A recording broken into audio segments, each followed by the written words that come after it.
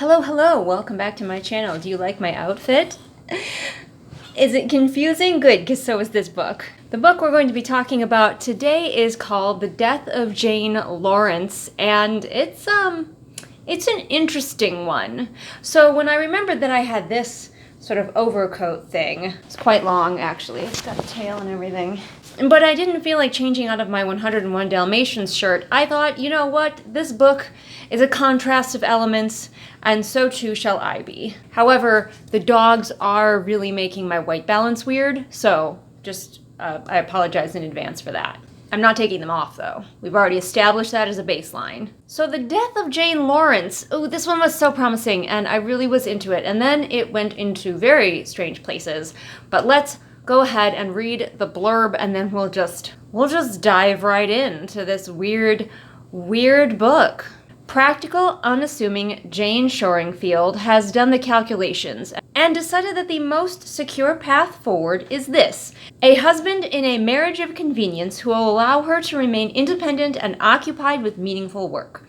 Her first choice, the dashing but reclusive Dr. Augustine Lawrence, agrees to her proposal with only one condition: that she must never visit Lindridge Hall. He's got other conditions, we'll talk about that. His crumbling family manor outside of town. Yet, on their wedding night, an accident strands her at the door in a pitch-black rainstorm, and she finds him changed. Gone is the bold, courageous surgeon, and in his place is a terrified, paranoid man. One who cannot tell reality from nightmare, and fears that Jane is an apparition come to haunt him. By morning, Augustine is himself again, but Jane knows something is deeply wrong at Lindridge Hall, and with the man she has so hastily bound her safety to. Set in the dark mirror version of post-war England, Starling crafts a new kind of gothic horror from the bones of the beloved canon. This Crimson Peak-inspired story, this is why I read this, because it says Crimson Peak inspired right in there, assembles then upends every expectation set in place by Shirley Jackson and Rebecca, and will leave readers shaken, desperate to begin again as soon as they finish. I'm gonna have to hard disagree on that one. It mentions Crimson Peak, and you should know that I actually really love the movie Crimson Peak. It's one of my favorites. So when I saw that, I was like, yes, please. And so I grabbed this book, and at first I thought I was going to have a new 5-star book. Like, it was hitting in all the right places for me. Even though I don't necessarily like romance, like gothic romance, there's always ghosts, somebody always dies, it's always very dramatic and overwrought, and I'm like, you know what, I'm in the mood for that. Also, I forgot to mention in this review, and don't mind if you hear ferret noises in the background of this voiceover, but the love interest in this book is a short king. Now, I may have been wrong, and the line went past really quickly, but she does mention, I believe, that he is shorter than her, and I was like, yes, I love it. I live for it. And I don't think it's because she's unusually tall. I just think he's a short king, and I'm like, we do not see enough of those. So already I was hyped. First of all, we have a love interest who's not just a clone of Rhysand. Thank God, it's about time. Please, somebody do something with some variety. I did, before I got started, read a couple of the reviews because I just wanted to get a feel for it a little bit. And a lot of people were saying this book is weird, the ending is super unexpected. And so I was like, okay, I'm going to go in knowing that the ending is going to maybe be weird, that this book is going to get strange, that the ending is going to do something that a lot of people didn't see coming. And it did that, but I don't know if that's a good thing, in my opinion. Again, just my opinion here. If you love this book, good, great, I'm happy for you. But I just don't know about that ending, or rather the second half of the book. It really goes to bizarre places.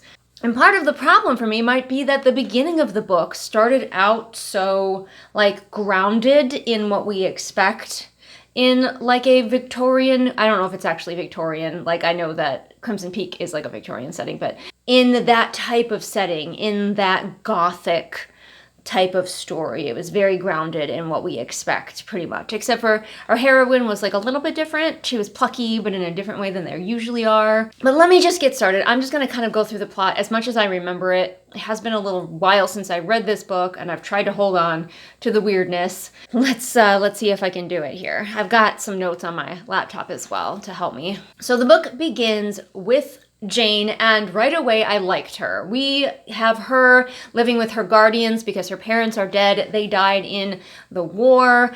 We have a second world fantasy type story where it's very similar to our world, but there are differences. And like when it says post-war, it's talking about not a real war that happened. Like we are setting up in a world that is very similar to our own world, but is not our own world. So there was a war, but it is not whichever war would be appropriate for whatever time period this is kind of based on. World War One? I'm not really sure. It's really kind of difficult to tell what time period we're in. There are a lot of carriages. I don't think I ever heard about cars. Anyway, whatever it is, there was a war. Her parents died. There were bombings. She's traumatized because she had to live through some of that. Like she and her mother had to like hide out from some bombings.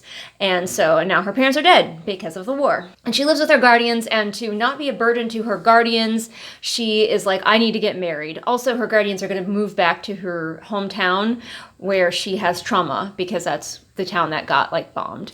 So she's like, I don't want to go back there and I don't want to be a burden, so I have to get married. And so she's very logical and she's very thoughtful, and she writes up a list of like men that she should approach. She reads as very ace in the first part of this book, and I got excited. I'm like, I know it's a romance, but she could maybe be demisexual. I was ready for this to be a slow burn.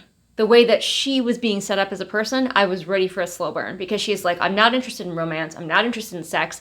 I just want to live my life. And attaching myself to a man will allow me to do that. And the men that she has on her list are all like very practical-minded men who would appreciate having a wife, heavy quotations, who is just essentially just like a roommate. And she goes to, first, Dr. Lawrence. And at first he is not interested, but he's like, I'm not looking for a romantic relationship. And she's like, no, neither am I. I can be super useful. She's a mathematician. She loves math. And that comes up a little bit throughout the book, but kind of in confusing ways. She's like, I'm really good at math. I will balance your books at your doctor's office practice for you. I will have no expectations that you will have sex with me or I will not have any other wifely demands. And he's like, are you cool if you live like in the apartment above my surgery and never come home with me to my family's mysterious manor house, to which I must return every night, but you can't come? And she's like, that's fine. I am fine with that arrangement. We don't need to like sleep in the same building. And so he finally agrees. She whittles him down. He finally agrees. He's like, okay, this could be an ideal arrangement for both of us. So I was like, good, great. I am on board. I love this setup.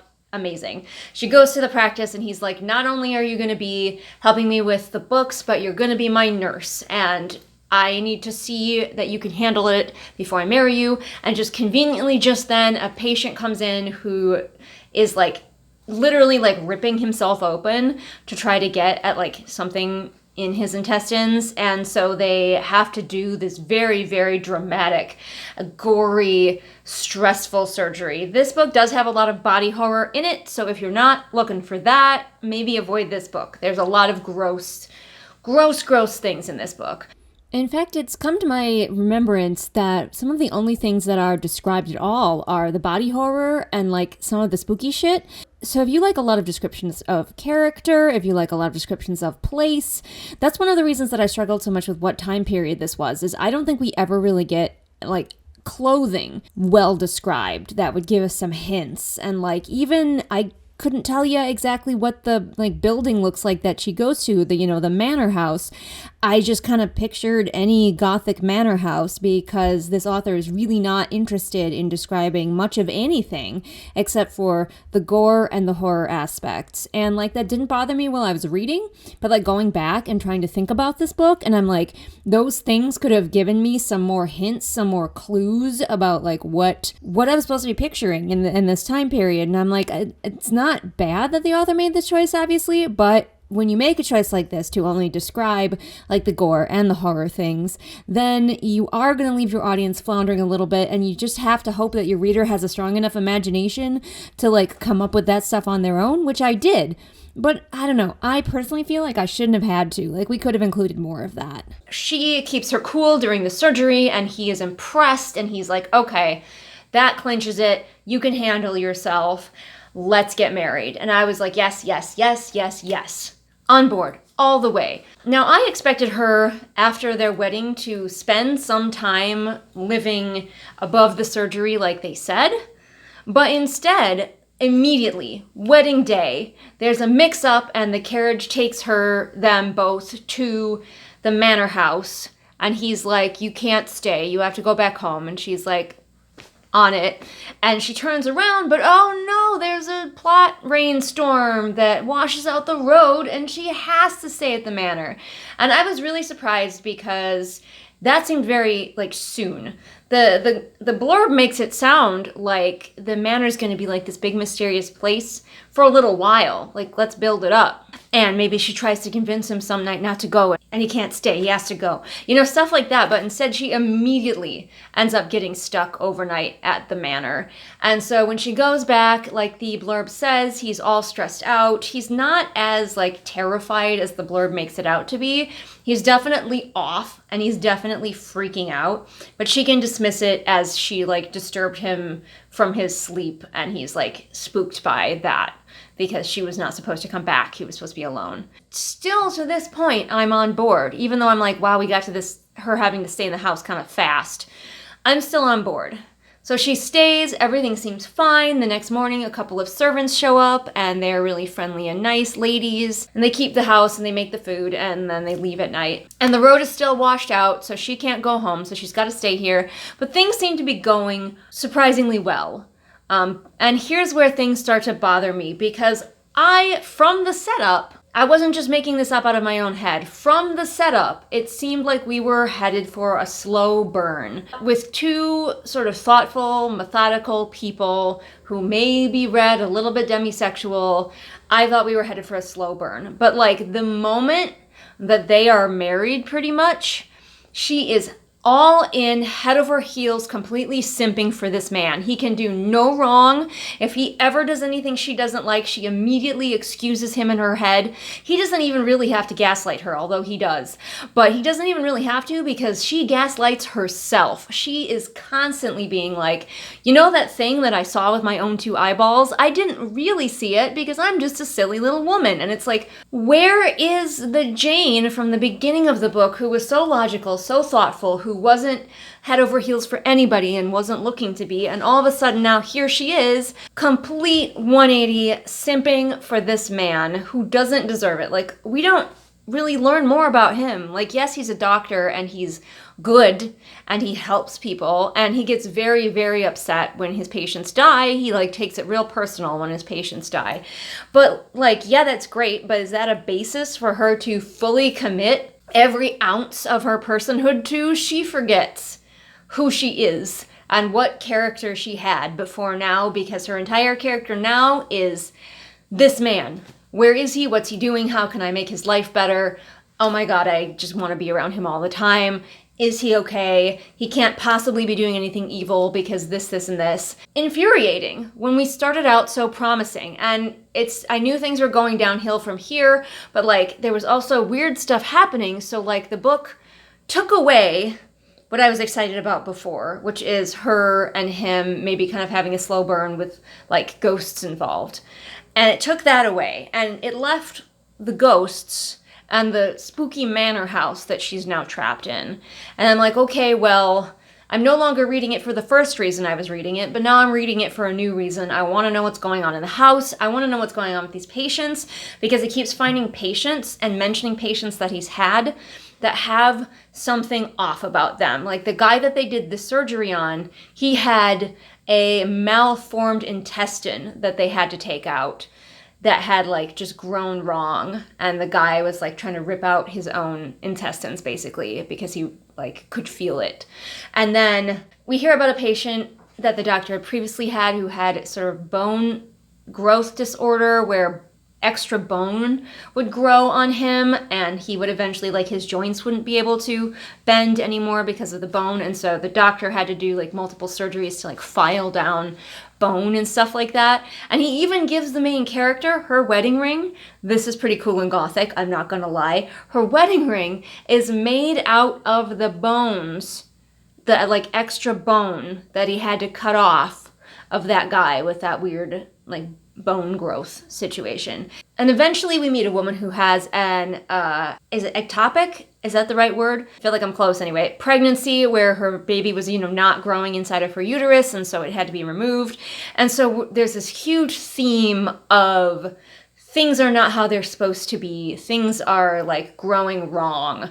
And I'm like, ooh, what are we doing with this? What are we doing with this? This is weird. This is interesting. And it was really, really disappointing. But for a while, she's living in the house with her mans, and he is being weird and cryptic and goofy, and she keeps seeing things. Like she sees what appear to be ghosts and this weird like chorus of robed figures sometimes, and she gets visions of like rituals where there's a woman on an altar and her husband is like holding the woman's beating heart, and she's like, what's going on with that, honey? Because he seems to see it too in those moments, and then afterward he will totally gaslight her and be like, I didn't see anything, what are you talking about? You were just dreaming. But immediately she lets him gaslight her, and she gaslights herself, and she's like, oh, actually, no, you're right, I must have been dreaming. Silly me, I can't believe my own eyeballs. And it'd be one thing if she was set up to be that kind of character, but she wasn't. She was set up to be the thoughtful, logical, reasonable woman who likes math. And then the second she starts seeing unreasonable things, she completely lets herself be gaslit into not believing her own eyeballs. It's infuriating. But I have a teacup with Garrus on it, so at least there's that. And there goes my lipstick. So yes, things are escalating. Every time she tries to go back to town, back to his practice, and live like she was supposed to, stuff keeps happening. Throwing itself, plot beats keep throwing themselves at her feet to get her to have to go back to the manor and have to stay there and see the ghosts and all the horrifying things. And like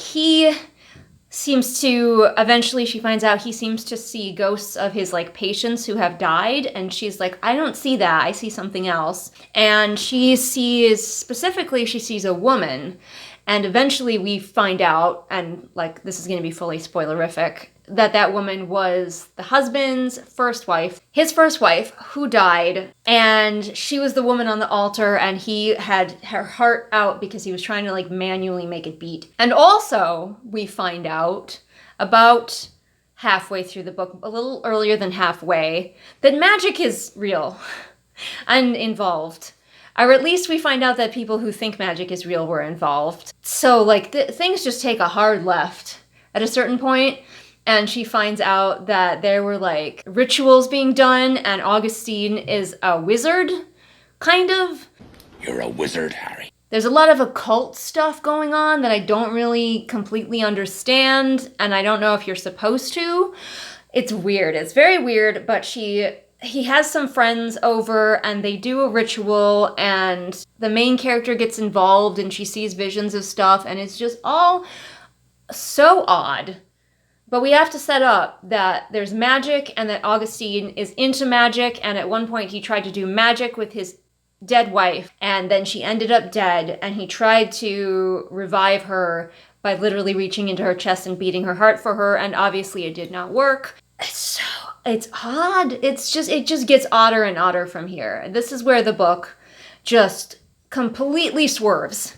It veers from being just sort of a gothic romance book to something else.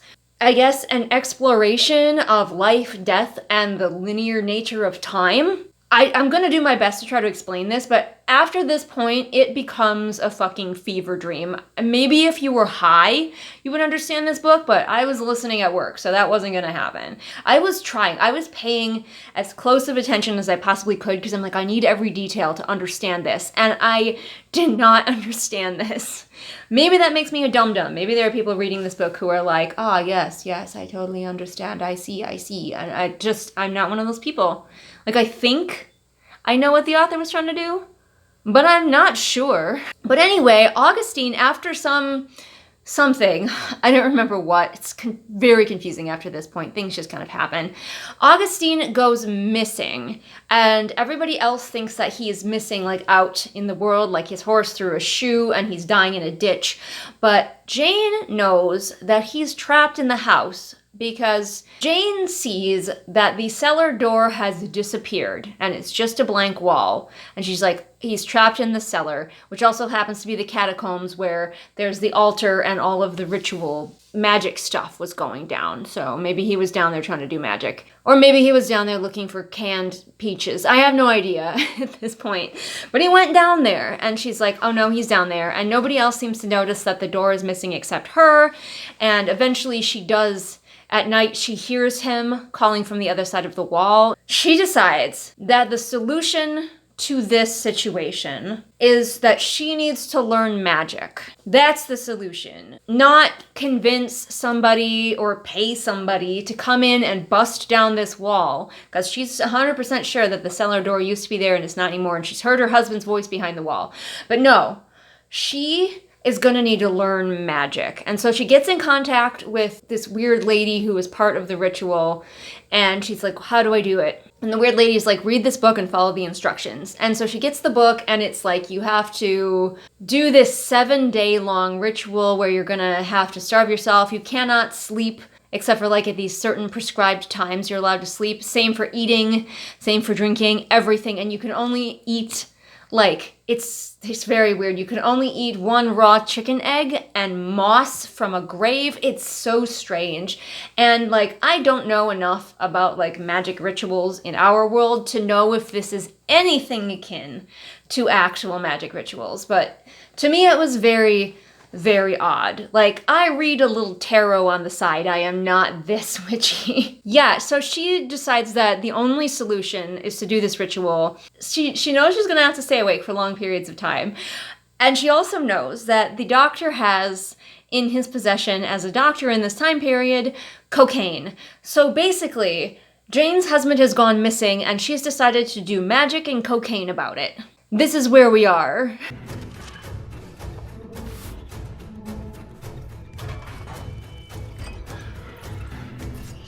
And for the first couple of days, she manages to convince the servants that everything is fine, but by like day 4, they're like, you are clearly, she's like basically naked and covered in egg and like clearly doing cocaine, and they're like, you are insane, we need to go for help, and instead she just fires them and tells them to leave and never come back. It gets so frustrating, and she keeps having these just balls to the wall weird visions. It kind of turns into a weird Victorian version of the end of Interstellar, and it's just bonkers. I cannot explain to you what happens to her during this time because it is bonkers. I'm sure it's all very metaphorical, but like, what is happening? She waffles back and forth between my husband is dead, my husband is alive. There's a lot of stuff with encountering ghosts. There's a lot of salt circles. Oh, scream all you want, you dick, but there's no way you're stepping over that salt! And there's ghosts, and she's like, can ghosts cross the circle? Much of the second half of this book is her experimenting with who can and who cannot cross the circle. She encounters the man that they did surgery on because he died, and in a scene that I do not understand, she has to like put stuff back into him in a bathtub so that he can move on. It's just so odd, and I don't know how much of or any of it is real, and that's on purpose, that's intentional, because like one of the like messages of this book appears to be, is anything really real? Does our belief make things real? But it goes about it in such a bonkers and confusing and drawn out way. It just keeps going. The second half of this book is all just her doing the ritual and bizarre stuff happening to her while she does the ritual. And it's long and it drags. I'm like, you'd think that I would not get bored of the most bonkers ritual events ever, but I was, because it goes on forever. And you're like, at this point, I don't care if her husband is dead. I tried to be on her side. I tried to be like, yes, girl, let's save the man. I don't care anymore if he's alive or dead, quite frankly. He's fine in the basement of the house. There's probably some preserves down there for him to eat. Eventually, she comes to believe that he is dead, but maybe he's not, and like, things happen. Oh, also, keeping with the theme of things growing where they're not supposed to be, the more magic she does, she gets a magic tumor. So a magic tumor starts growing like kind of down here on her body. So like not like a weird pregnancy thing. It's definitely just a full-on tumor caused by the magic. The more magic she uses, the bigger the tumor gets. And she is like, by the very end, the tumor is straight up like killing her. It's pressing out all of her organs. It's killing her. But she finds her husband. I'm not even sure how. Like, I think eventually the door just reappears and she goes through it and she has a trippy time interacting with the dead wife. The dead wife thing is weird, but she finds her husband and he's like, I have to remove the tumor and you're going to have to lay on this altar while I do it, be fully awake while I remove this giant magic tumor from you and like redeem myself because I couldn't save my first wife, so I'm gonna save you. And there's themes about death and like he feels like he should be able to prevent death, but his arc is he needs to learn that death always wins, and her arc is she needs to learn to do more cocaine, I guess. What is this book? So she finds the husband, he does the surgery, she has a whole life/death experience where she discovers that the person that she's been interacting with, who she thought was his dead wife, is actually her. She is her own grandpa. She's both dead and alive at the same time. And then we think that maybe she has died and she starts seeing sequences out of order. And this is where, like I said, it turns into Victorian Interstellar, where she's like, kind of interacting with her previous self as the dead wife. Very meta. It is what it is. But then we come out of it and the husband is like, I saved you. And she's like, oh, cool, I'm alive. But also the book is like, is she? Or are they both dead? Are they both alive and dead? It's Schrodinger's cat, the book. Schrodinger's husband and wife. The end message is, it's deeply unsatisfying because you're like, okay, they are, I guess, both alive and dead, and we get to just kind of headcanon whichever one we want. He should have died down there in the basement, but he's not dead, but maybe he is dead, and maybe she's also dead. And is this the afterlife, or are they haunting the house together?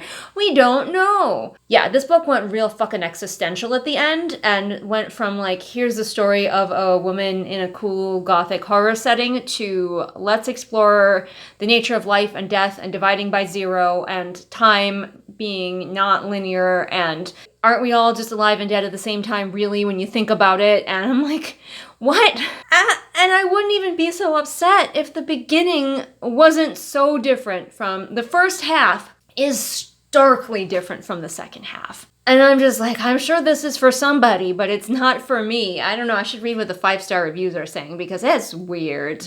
So the first 5-star review is just like, this is just how gothic literature is, and I'm like, I have not read a shit ton of gothic literature, I will grant you that. But I have read some, and none of it was like this.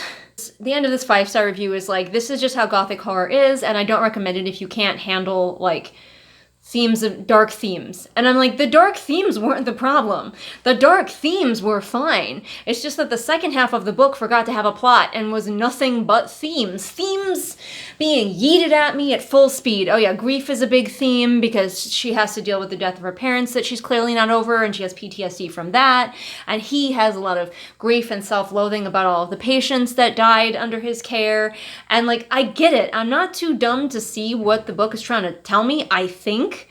But like it stopped having a plot. And if I wanted to read something that didn't have a plot, I would have gone in to a book that didn't have a plot. But this book had a plot until about halfway, and then it was all themes all the time and just trying to be as dark and weird as possible. And I'm like, I can handle all of that stuff. I can handle the body horror. I can handle the trauma. I can handle the dark themes. But it needs to make sense. At least a little sense. I'm fine with things being trippy. You guys know I love things bonkers.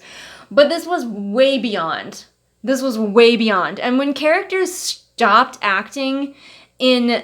Like, it wasn't even characters not acting logically, because I understand that things like grief and stress and fear cause you to act illogically. But this was well beyond that level. This was like, for my thesis in this deep exploration of the nature of death, I need the characters to do this. All right, man, I've been talking about this book for like half an hour.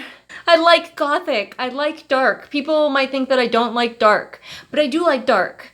It just needs to make some sense. Like, I was all in with, like, the theme of the weird growths growing on people. Oh, it turns out that the weird growths were because of magic. Anybody who had weird growths on them is because they were practicing magic, which turned out to be, honestly, a pretty disappointing payoff for the weird growth thing, in my opinion. Honestly, I wouldn't even call these themes all that dark.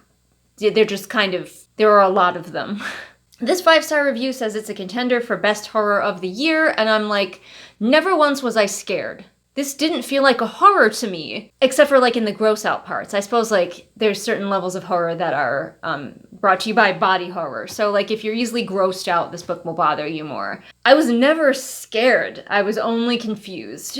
Quick overview, the characters. I liked Jane and her hubby at first, but then they just evolved into plot devices so the author could explore the themes that she wanted to explore. The 2 servants were nice, pleasant ladies, but they got fired and I don't know what happened to them. There's another side character who helps at the surgery, but he kind of disappears at the end of the book. That's about it. Oh, the wife character, Ghost, the wife ghost, who I think we were meant to eventually figure out that it was like her as the wife because he couldn't see the wife and he should have been able to, I think was one of the things that was happening. Like only Jane could see the wife, who in fact was her, and he couldn't because he hadn't killed her yet. So he, like, time is not linear. I don't know. Wibbly wobbly, timey wimey. Anyway, I feel like all the people who are smug because they, like, totally understood the themes in Interstellar would be smug because they understood the themes in this book too. Anyway, we all know how I feel about the plot. Don't really need to go into that. The world building, kind of interesting. We get little snippets of the world, not a whole lot, because we spend most of the time at the manor house.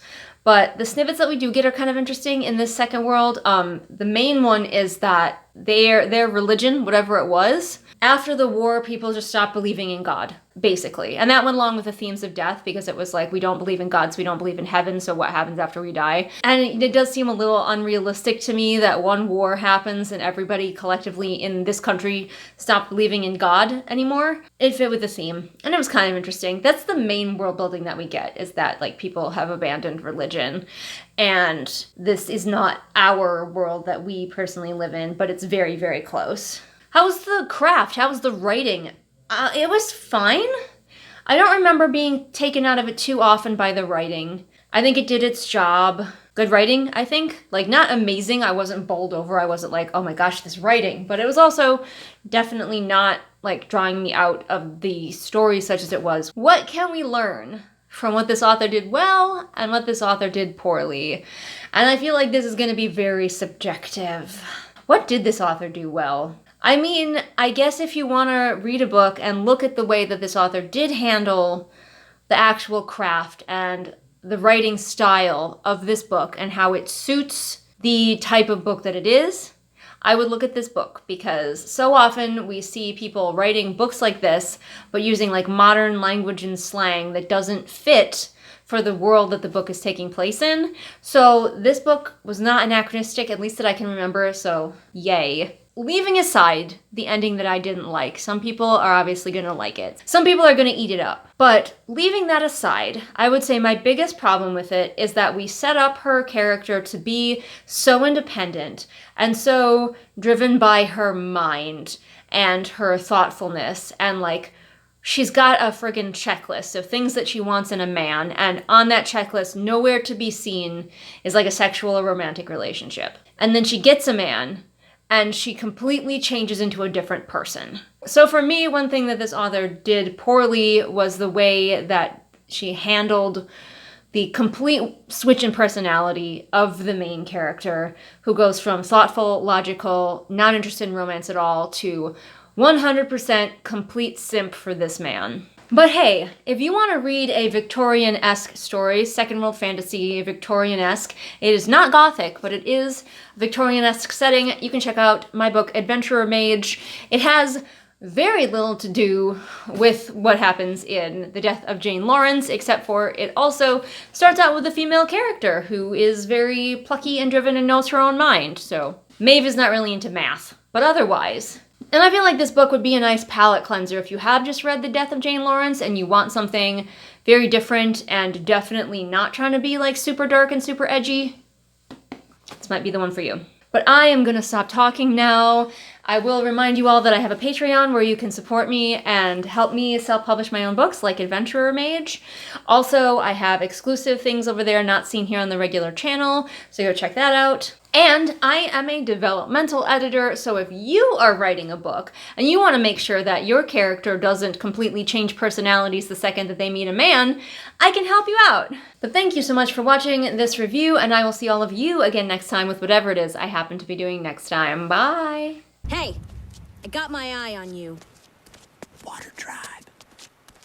We're back again for more patrons. That's right, it's patron time. I've got my eye on you, patrons like Gay Tutter, Constantina, Laknunga, Ruin Queen of Oblivion, SB Boots, Martha Baggins, July, Bird Anonymous, Sunny Shy, Nico, Sarah, Cat, 78 Kilograms of Shade, Veda, Roma, Pansing Pony, Julius the Nice Dragon, Haley, Sam, Kira, Kohikaro, Mooney, Pudamancer, Kirsten, Bear, Jojo Bookish, Robin, Ursula, Caitlin, Jessica, KJ, Lafone, Amanda, Celia, Alyssa, Rita, Deborah, Afra, Melissa, Swamp Goblin Waifu, Ashley, Sophia, Maureen, Kit, Hidden Glade, Light Julie, Belle, Anne Sophie, Callison, Shelby, Zaire, Jesper, Rennie, Scribbling Cat, Savvy, Jenny, Amanda, Lisa, and Sarah. Wow. Has anyone out there memorized my patrons? Who is saying them along with me at this point?